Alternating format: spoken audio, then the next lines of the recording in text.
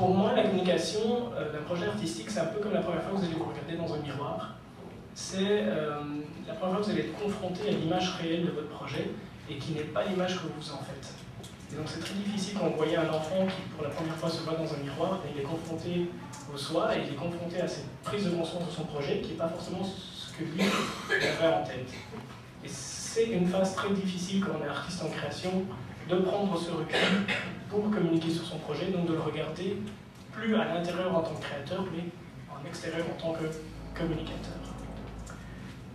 Une grande difficulté aussi, c'est comment je vais expliquer aux autres ce que j'ai dans ma tête. Comment, en tant qu'artiste, je vais pouvoir expliquer ce que moi je n'arrive parfois même pas à expliquer. Et c'est vrai que souvent je me rends compte dans les formations, j'ai l'impression d'être un peu une sage-femme qui essaie de faire accoucher des mots et des images dans l'idée de traduire sans trahir.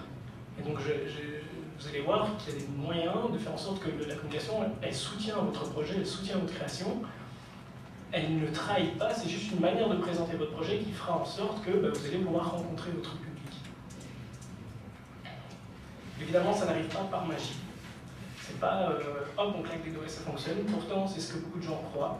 J'entends très souvent dire si un projet ne marche pas, c'est un problème de com. C'est pas vrai. En même temps, la com, elle est là pour qu'on s'en serve et pour qu'on puisse montrer votre projet sur son plus beau jour. Donc il y a des outils qui existent, c'est là qu'on peut intervenir. Donc en gros, vouloir prendre le temps nécessaire et le recul nécessaire pour communiquer son projet, c'est un peu oser aller regarder de l'autre côté du miroir et d'un peu voir comment ça fonctionne.